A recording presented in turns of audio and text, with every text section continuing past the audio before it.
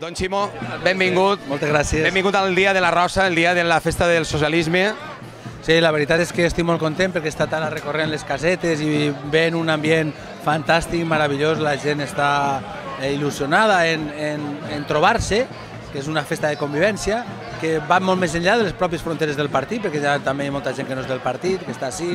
Nosaltres el que volem és això, no? Que tinguem un partit obert, un partit al servici dels valencians. I bueno, un dia de festa, on, com vostè ha dit, això és un crisol ara de gent que vol compartir amb tots vostès les coses que estem vivint, però una realitat és el que està patint la Comunitat Valenciana en el nostre País Valencià, que és l'infrafinançament. D'una manera didàctica per a que la gent ho entenga, perquè potser el ciutadà de peu no està conscienciat realment del que és aquest terme que està sentint-se ara tant. Infrafinançament, definició del que és la paraula. Sí, efectivament, mire, el problema és que això no és un debat entre polítics, no és un debat aliè a les persones. Nosaltres no volem ser res més que ningú, però volem tindre el mateix. I en aquests moments hi ha una dificultat molt gran que tenim els valencians, el propi govern de la Generalitat, per exercir les seves competències. Quan nosaltres estem parlant de que tenim menys recursos del que ens toquen, significa que no tenim suficients diners per a la sanitat, per a l'educació, per a la protecció social o per l'impuls de l'economia. Per tant, la realitat és que hem de fer un país, Espanya en general, en què hi hagi igualtat entre les persones i també singularitat entre les diferents regions, però té que haver igualtat entre les persones i en aquests moments no és així. I per això nosaltres el que demanem simplement és que se faça un sistema de finançament que parle sobretot de les persones. Ximo, quin seria el model a seguir o quin seria el camí a seguir a partir d'avui, si ens plantejaren les reivindicacions al govern central? Bueno, nosaltres fa molt de temps que estem en aquesta reivindicació, no sols el Partit Socialista, sinó també el conjunt de les forces polítiques i sindicals i empresarials valencianes. Tenim un acord que cal preservar perquè és molt important de tots i el camí és que el govern que es va comprometre aquest any hi hauria un nou model que complisca.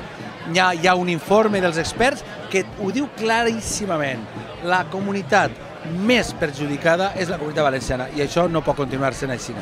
Hi ha una cosa molt clara que he tret de totes les entrevistes que hem fet al llarg del matí i és que vostè encapçala aquesta lluita. Estan molt contents perquè diuen el president ha sigut el primer que ha reivindicat que no estava ben repartit. Clar, nosaltres tenim un problema, no? I és la invisibilitat. Ja saben que en aquests moments pareix que hi ha que cridar molt o trencar els plats per a que te facin cas i això és una pedagogia nefasta. Nosaltres estem en la gota malaia, estem des de fa 2 anys insistint en tots els foros possibles que la comunitat valenciana, que som 5 milions d'habitants, que som la 4ª comunitat d'Espanya, no pot estar relegada, no pot estar invisibilitzada. I això, poquet a poquet, anem aconseguint-ho. És difícil, perquè, clar, a la fi hi ha molts d'anys en els que això era el Levante feliç i ja està, no? I això no és així. Vostè pensa que aquest missatge sí que ha arribat a la ciutadania, que és la que realment li afecta aquest infrafinançament? Està arribant.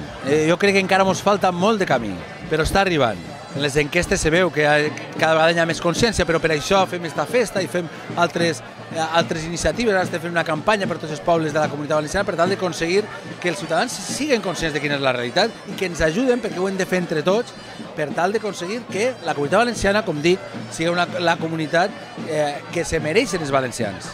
Jo crec que aquest hashtag de ni més ni menys és l'adequat. Sí, jo crec que sí, ni més ni menys, finançament just, un finançament adequat a les competències que té la Generalitat per tal de que aquesta societat sigui una societat avançada socialment, una societat en la que se cree cada vegada més llocs de treball i els ciutadans, en definitiva, visquen millor. Bueno, Ximo, per així han passat molta gent. Uns han portat pebre, des de Catarroja, d'Orxata d'Alboraya i vostè de Morella mos tindrà que portar alguna cosa. Flaons. Pues flaons. Flaons. Gràcies, senyor president. Moltíssimes gràcies. A disfrutar. Ai, que bé estem així, Ximo Puig.